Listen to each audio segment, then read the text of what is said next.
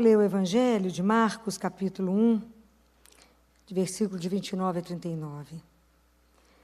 Logo saindo da sinagoga, veio para a casa de Simão e André com Tiago e João. A sogra de Simão estava acamada com febre e logo lhe falaram a respeito dela. Tendo-se aproximado, levantou-a, segurando-lhe a mão. A febre a deixou e ela o servia. Ao cair da tarde, quando declinou o sol, trouxeram até ele todos os que estavam mal e os endemoniados. A cidade inteira estava aglomerada à porta.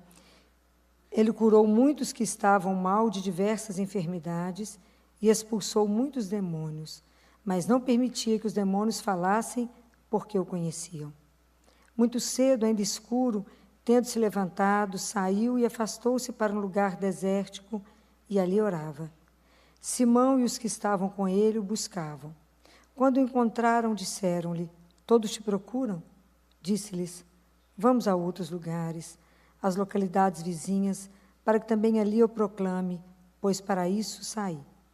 E foi proclamando nas sinagogas deles, por toda a Galileia, expulsando demônios. Palavra da salvação. Esse trecho do Evangelho de Marcos, ele coloca para nós uma atitude de Jesus. Jesus estava na sinagoga, vai para a casa de Pedro, chega lá, fica sabendo que a sogra está doente, pega ela pela mão, coloca ela de pé, e a febre deixa, e ela é reanimada.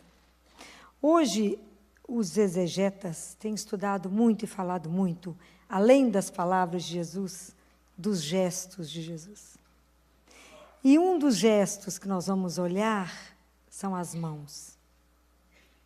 E a mão, ela fala muito para nós, porque às vezes a gente não presta muita atenção. Com a mão, eu posso te acariciar, ou eu posso te bater. Eu posso te acolher, ou eu posso te rejeitar. Eu posso te ferir, ou posso te curar. E Jesus usa muito as mãos. Quando os discípulos estavam apavorados, quando ele manifesta diante do mar e do vento, que ele manda o vento calar, o mar, tudo ficar quieto, que os discípulos desesperam diante dele e cai. Jesus toca os discípulos e fala: levantai-vos e não temais. Então ele toca para dar coragem, restaura. Com a sogra de Pedro, ele faz aquele gesto de intimidade. Ele chega, pega na mão, põe ela de pé, restaura, dá força, e de pé, continua.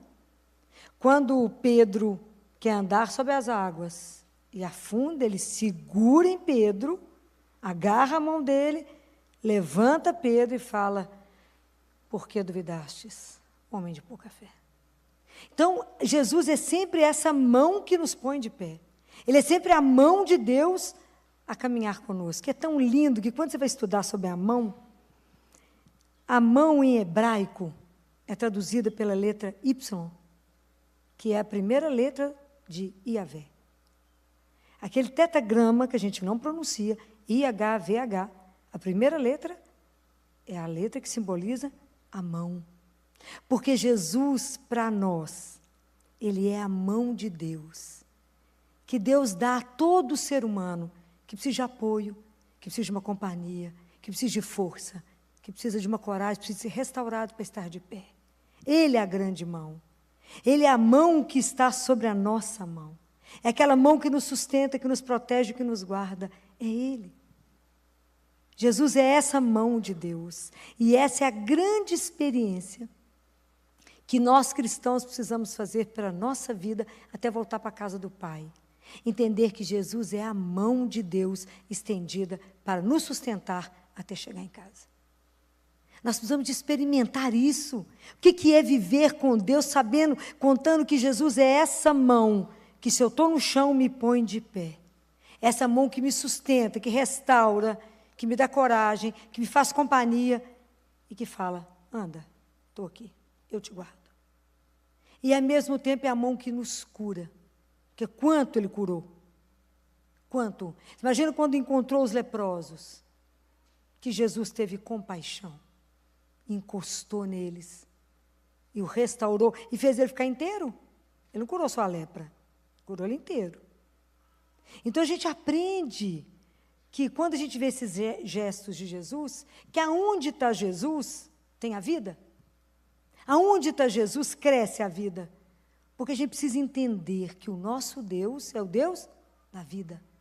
É o Deus que quer de mim e de cada um de vocês a plenitude.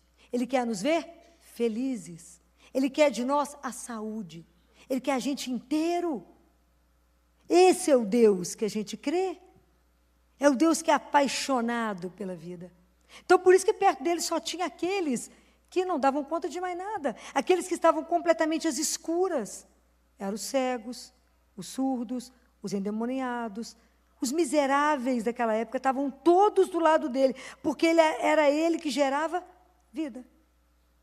Então, eles estavam perto dele mesmo, porque onde Jesus estava, tinha vida, crescia a vida. Então, esse é o Deus que nós temos que crer. É o Deus que quer a vida. E a gente precisa lembrar sempre disso.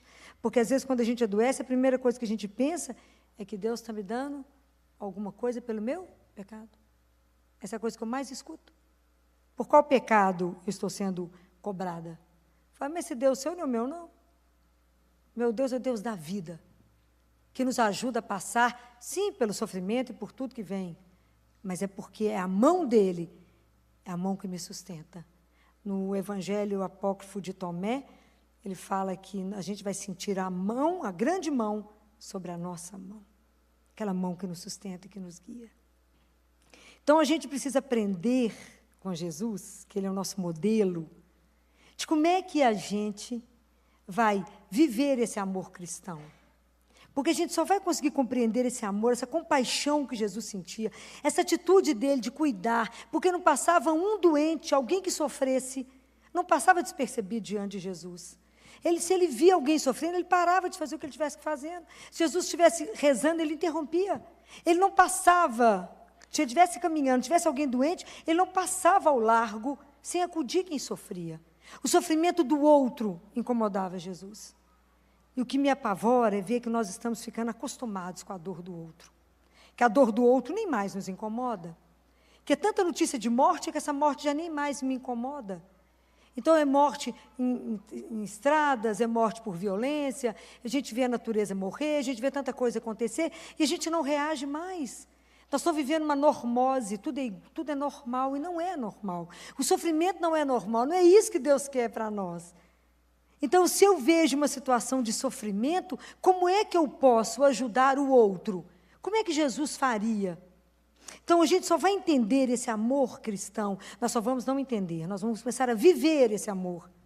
O dia que a gente compreender que Jesus amou tanto a vida, Ele ama tanto a nossa vida, que Ele viveu a nossa morte, mas por uma única razão, para nos dar e abrir as portas da eternidade. O dia que a gente entender isso, que Ele apaixonadamente pela vida, tão apaixonado, que a morte para Ele venceu, para nos dar de volta o direito de continuar vivo. A gente não tem dimensão disso, não. Porque o dia que a gente tiver a dimensão disso, o sofrimento tem um outro caráter. E a morte não me amedronta mais. Porque ela não tem a última palavra. Pois foi isso que Ele fez. Ele te deu o direito da vida eterna. Então, se eu começo a compreender isto, eu começo a ver o outro que sofre com outro olhar, eu passo a ver com o meu coração. É diferente. Porque a doença é a pior experiência, a experiência mais dolorosa que o ser humano passa. Sofrer, adoecer é muito ruim. Estar em hospital é muito ruim. Não vou lá porque quero, vou lá porque é missão. Mas não por opção. Opção, eu quero é ver cheiro bom, coisa bacana, sentir trem bacana. Vou ficar vendo criança sofrer? Bacana, tem tanta coisa mais bacana para fazer. Não é a nossa opção. Como disse um senhor uma vez, doutor, só desculpa eu estar passando mal, mas é porque eu não gosto de hospital nem cemitério, eu só gosto de forró. Falei, só está certo. Esse negócio de hospital, de cemitério, não está bom, não. Realmente, forró é muito melhor, muito mais interessante. Mas é difícil. Então, como é que eu vejo o outro? Como é que eu fico do lado de quem sofre? Como é que Jesus fazia? Primeira coisa que a gente está ao lado de quem está doente, de quem está passando por uma doença, primeiro é estar ao lado do outro e ver e ouvir, não com seu olho, nem com seu ouvido, mas para me escutar aquele que sofre, eu tenho que ouvir com o meu coração. Porque eu preciso ver aquilo que ele não fala. Eu preciso entender e me colocar no lugar do outro. Então, não tem doente chato. Tem pessoa que está sofrendo. E é ruim demais sofrer. É ruim demais depender do outro. É ruim demais ficar doente. É ruim demais alguém ter que te dar banho, te trocar de roupa. É ruim. É muito ruim. É maravilhosa a liberdade, poder fazer o que você quiser. Então, como é que, se eu sou cristã, se eu assumir que sou discípula dele, como é que eu me porto diante daquele que sofre? Como é que eu me porto diante daquela situação que é inevitável? Como é que eu fico do lado de alguém que está se acabando? Como é que nós estamos nos portando como cristãos? Se eu tenho Jesus como modelo de que está lá, como que ele estava ao lado? Primeira coisa que eu tenho que fazer, eu só ajudo alguém que sofre ficando ao lado. Eu não posso ajudar alguém que sofre, ele estando lá na casa dele ou na minha. Eu tenho que estar ao lado de quem está sofrendo, de quem está passando por um processo que naquele momento precisa de ajuda. Então, como tem sido a nossa atitude? Como a gente faz diante daquilo que é inevitável?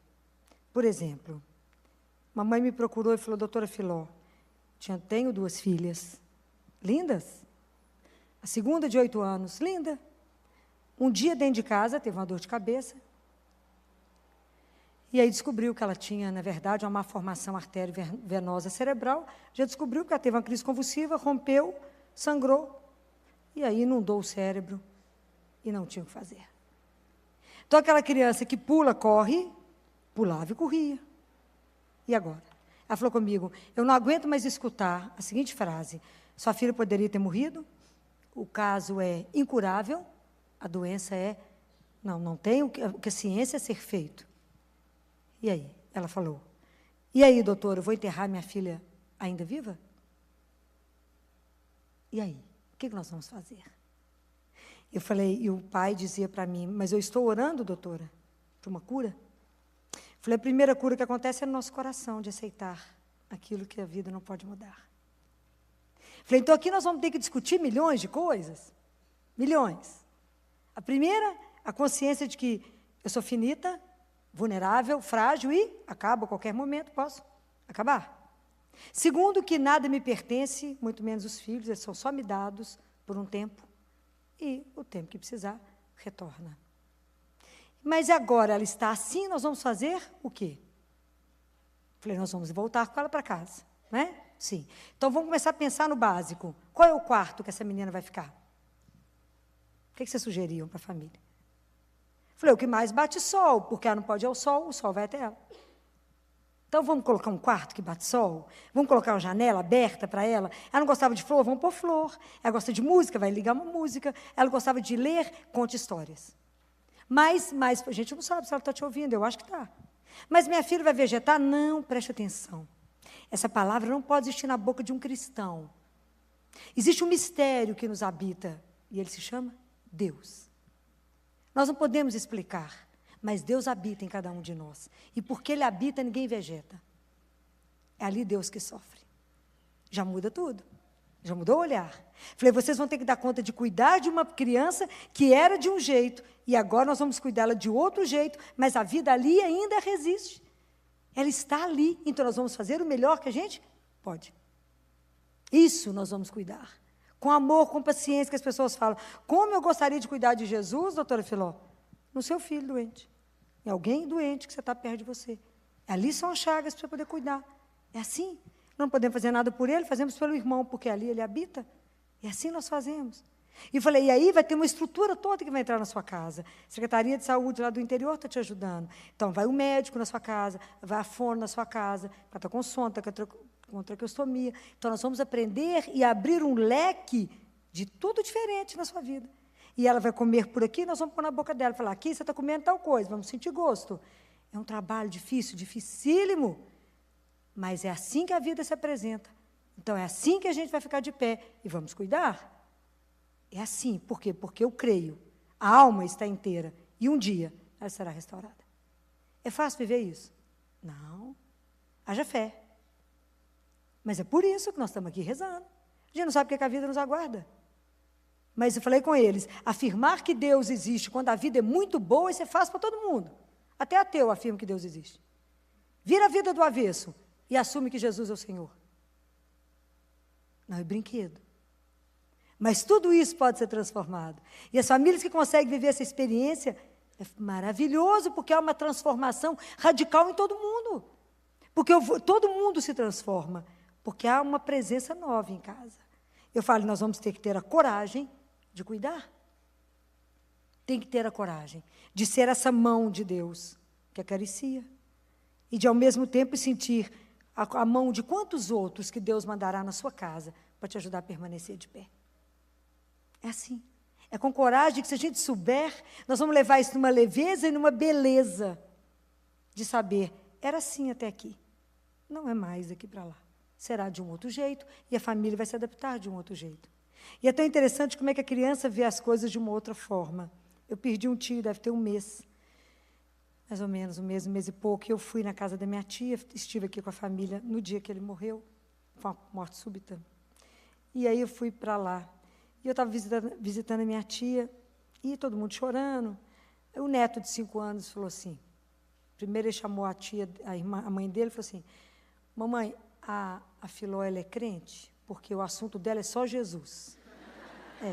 Primeiro ponto. Segundo, ele já começou a me amar a partir daí. Aí ele falou assim, ô mamãe, eu posso falar uma coisa? Eu falei, pode falar, Luiz Henrique, pode falar.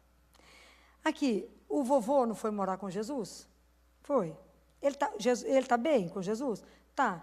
Então por que está todo mundo chorando? Vamos parar de chorar, ser feliz e seguir a vida. Porque nós não vemos a coisa nessa simplicidade. Vamos seguir a vida? Ou tipo, vamos tomar um sorvete? Falei, vamos embora, minha filha. Vamos entrar no carro, tomar um sorvete, vai ser a melhor opção. Mas é porque a gente não vê e não crê dessa forma, não é? E aí, como é que a gente é despreparado?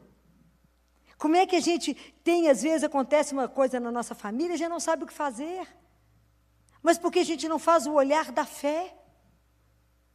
Não é? A gente precisa rever essas coisas. E outro dia recebi um telefonema de um jovem que falou comigo, Filó, eu estou com uma irmã morrendo de câncer. O câncer só multiplica. Não há mais o que fazer. E eu queria saber como é que eu faço. Como é que eu faço? Falei, a gente tem que ter coragem de conversar. E a gente precisa começar a ter coragem de conversar esses assuntos. Então, chega perto da sua irmã e esse assunto vai ser em várias fases. Vocês vão chorar? Claro que vão chorar. Mas senta com ela, fala, ela já sabe, não precisa esconder nada, ela já sabe como é que está a situação dela. Então, a gente não sabe quantos dias você tem, 1 mês, 30, 60, não sabemos. Como é que você gostaria de viver seus últimos dias? Olha, a gente precisa conversar. Sabe que você é minha irmã nesse período e eu te amo? Você sabe o que você foi importante para mim até agora? Você sabe, conversa. Qual é a mão que você quer que segure a sua mão na hora da sua ida? Você está me olhando assustada, né, Beth? É assim, a gente precisa ter coragem para conversar essas coisas. E as coisas que você tem, como é que você quer que disponha?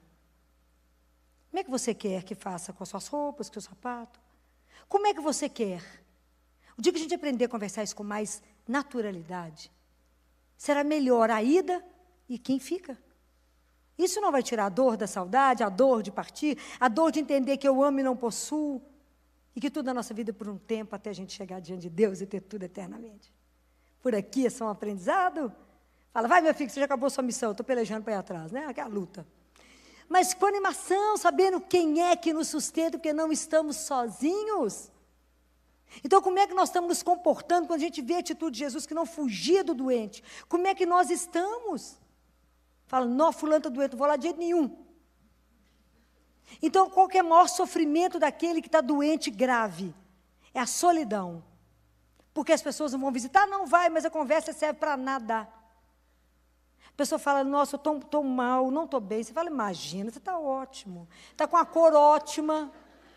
Está mais para Deus me chama que Deus me ama. Mas a gente tem que aprender a ter coragem de dizer, realmente não está bem. O que você quer? Você está com medo de quê? A gente precisa ir até o outro que está doente, dar a ele coragem, dar a ele força, dizer para ele da esperança, dizer para ele que a gente tem um pai, que a gente tem uma pertença. E que a morte e a doença não vai acabar com ele, porque a vida é eterna. Mas se vocês não tiverem isso dentro de vocês, vocês vão dar o quê para o outro? O pavor de vocês diante do que está acontecendo com o outro. Fala, nem vou lá, nem vou falar essa doença, vai que pega. É assim, porque não temos a ousadia da nossa fé. A ousadia de falar, essa doença não te destrói. Você é mais do que isso. Muito mais do que isso. E é isso que a gente precisa aprender. Porque na medicina, o que eu aprendo? A curar e a cuidar muito bem de órgãos. De órgãos. E há altas curas. Mas se eu não aprendo, que eu não trato, não é um órgão, mas uma pessoa, eu tiro a doença e volta outra coisa. E volta um vazio, uma depressão, uma falta de sentido. Então, você curou uma coisa, igual um amigo meu me ligou, Filó, eu saí do infarto. Teve morto no infarto. Eu saí do infarto, mas eu estou com vazio maior do que o meu tamanho. Então, enquanto eu não entender que a gente cuida da pessoa inteira, então eu preciso de quando eu sou chamado, ou de quando a gente acompanha alguém, ou um amigo, alguém que está do seu lado, doente, eu tenho que olhar ele inteiro. Inteiro. Tratar uma pneumonia é muito fácil. Mas teve pneumonia por quê? Está se sentindo só? Está triste? Também está querendo morrer? Por que você adoeceu? Aonde a sua alma está sofrendo? O que está dentro? Que sonho não está sendo realizado? O que não está bom? Se Deus quer a completude, a realização do ser humano, se Deus quer a nossa alegria, a nossa felicidade, por que a gente está adoecendo? O que está acontecendo? Aonde está o erro? O que houve em nós? Que está quebrado, que está precisando do grande médico nos curar? Mas para muitas pessoas você vai ter que mostrar isso. Falar, Ele é a mão que te ajuda. Seja essa lá a situação que você estiver vivendo. Você crer nisso, mostrar que a gente tem um Deus que é vivo, que nos acompanha. Porque com tudo que Jesus curou, o mal continua no mundo. A doença continua no mundo. Como é que nós estamos conduzindo uns aos outros? O sofrimento dela, linda, me preocupa? Eu olho para ela e falo assim, a mulher linda dessa nem tem sofrimento. E a dor? E aquele que está guardado que ela não foi capaz de dizer? Por que a gente não sabe de nada uns dos outros? Porque a gente não olha para os outros. A gente olha só para a gente. Só o meu problema que é importante. Então, quanta gente está sofrendo do nosso lado? E a gente não está percebendo. Quantas crianças de 10 anos tentando autoextermínio? O que está acontecendo? Quantas crianças de 12, 13 anos com os braços cortados? O que está acontecendo? Aonde está essa dor? Aonde está a falta de sentido? E que eu preciso ser como Jesus, ter um olhar aonde eu vejo, eu tenho que olhar com o meu coração. Então, eu preciso aprender. Aprender tantas coisas, a entender tantas coisas, a me abrir para esse mistério. E é tanta coisa que a gente vive que a gente não entende. A mão com os símbolos dela, não sei se vocês sabem que esse dedo, o polegar, ele está relacionado com o cérebro. Esse dedo, indicador, com a vesícula biliar. Este dedo está relacionado com o pâncreas e o baço. Esse com o fígado e esse com o coração. Então, a gente já escutou tantas vezes, já lemos tanta história do polegar. A bota de 7 léguas, não já? Então, o polegar foi o menino que abriu a cabeça, seguiu a intuição, e a bota de 7 léguas, na leitura, ele se abriu para os 7 dons do Espírito Santo. Mas como a gente não entende nada, não lê nada, não pensa em nada, vai no rolo de nada. Mas é preciso acordar para tantas outras coisas que estão acontecendo. Tudo que foi feito em nós e criado, tudo é muito lindo, há um mistério que a gente precisa ver, que a gente precisa descobrir. E que às vezes a pessoa doente fala, mas eu não vou ver nada. Vai, às vezes naquela pessoa que está doente, você vai descobrir coisas belíssimas. Você vai ter a oportunidade das melhores conversas. Então, eu falo que o meu relacionamento com o Padre Dalmo, a última semana dele foram as nossas melhores conversas. Mesmo que a gente ria e chorava da morte. Mesmo que quem estava do nosso lado devia olhar para nós dois e falar, acho que eles não estão sabendo da gravidade, né? Porque eles riem e choram. Né? Deve olhar e falar, esses dois estão rindo de quê? A gente ri da morte. Que eu olhava para mim e falava assim, não pede minha cura. Estou pedindo, não. Filho, olha, ele abriu um olho e falou assim, o que você está rezando aí agora? Estou rezando só, não estou pedindo nada, não, rezando apenas. E hoje a gente pode falar de tanta coisa bacana, da presença, da amizade, de amar alguém. Tanta coisa linda, conversamos nos últimos dias, né, até ele ser entubado. Despedimos ainda, ele ainda me deu a bênção antes dele ser entubado. Então, por que às vezes a gente demora para conversar tantas coisas importantes? Por que demoramos tanto para poder descobrir tudo isso? Então, quantas coisas, e eu falo, descobrir em nós mesmos. Quão pouco a gente se olha, quão pouco a gente se conhece. E o grande desafio da nossa vida para chegar até Deus é se conhecer. É se conhecer. Então, quem tiver oportunidade, leia São Bernardo de Claraval, sobre conhecimento de si. Aprenda a se conhecer. Esse é o grande mistério, esse é o grande desafio da nossa vida, aprender a se conhecer.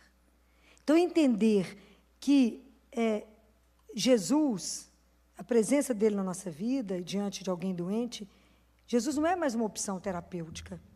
Não é eu dou tal remédio, mais a oração. Não.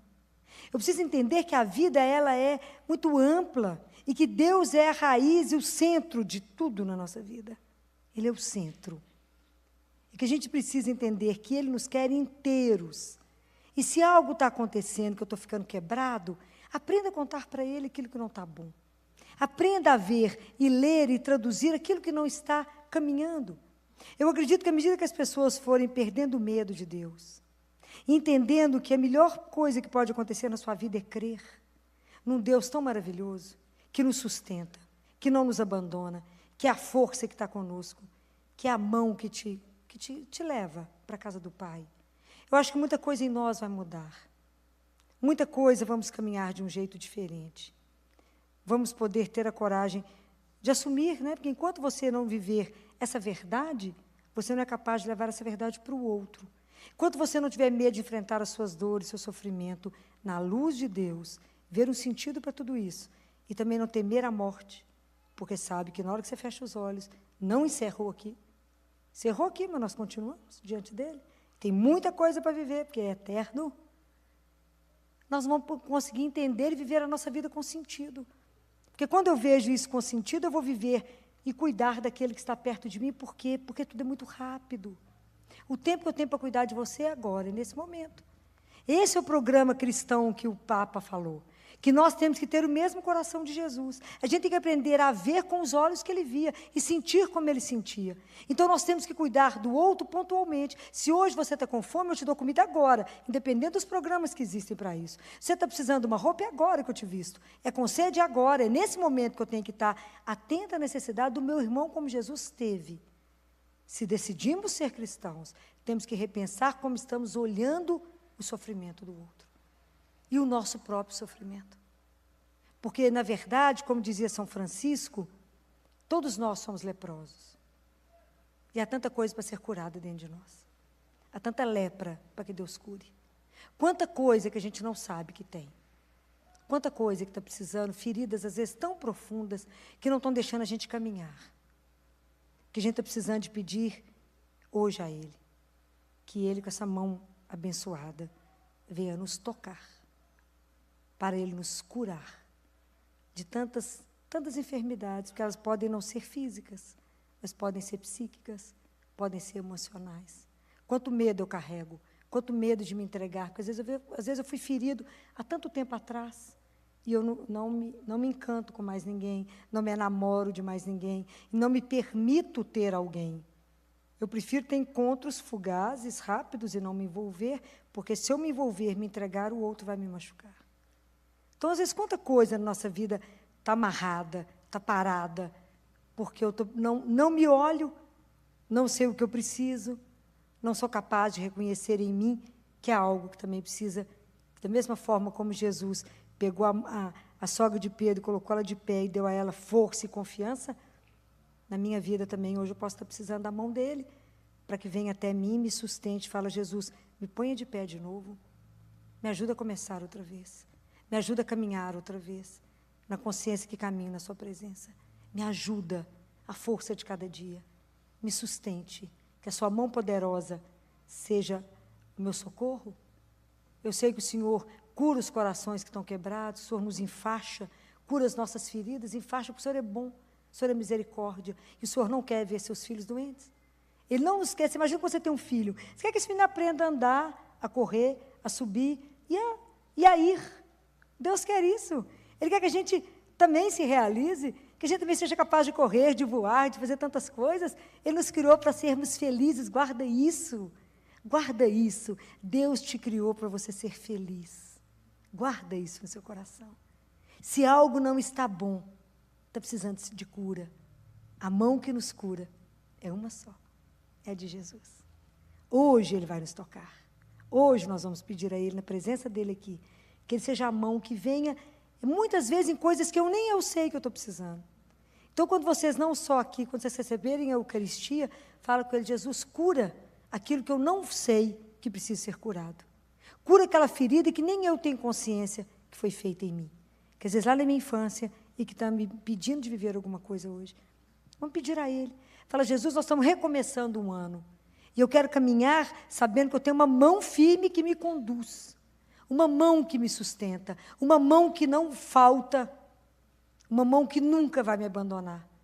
É a cena da criança, que é aquela cena apaixonante, da criança de 2, 3 anos andando de mão dada com o pai e com a mãe. Eu quero estar seguro daquele jeito. O senhor parou, eu paro. O senhor andou, eu ando.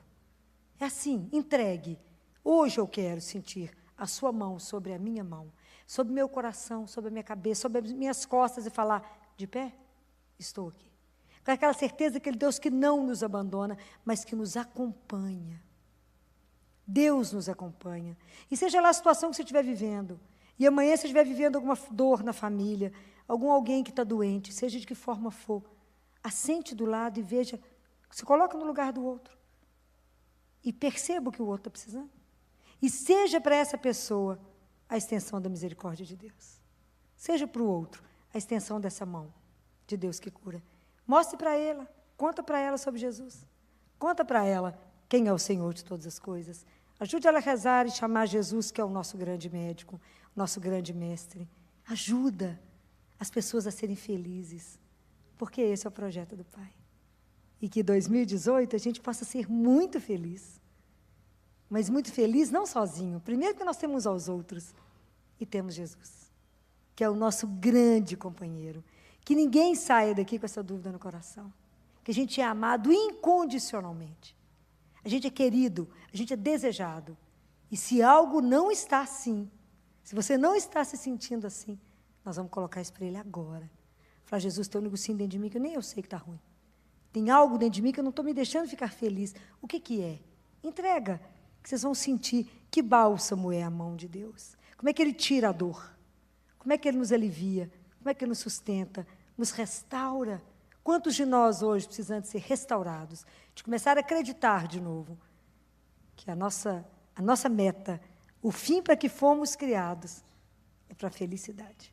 Por enquanto, aqui ela é curta, ela é por algum tempo, mas somos destinados a uma felicidade eterna. É que a gente não tem dimensão disso.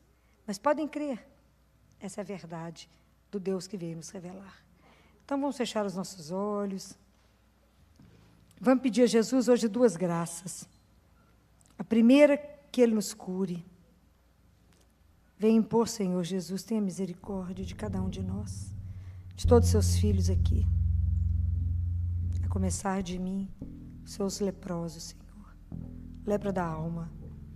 Que o Senhor estenda essa mão bendita que Deus permitiu que conhecêssemos.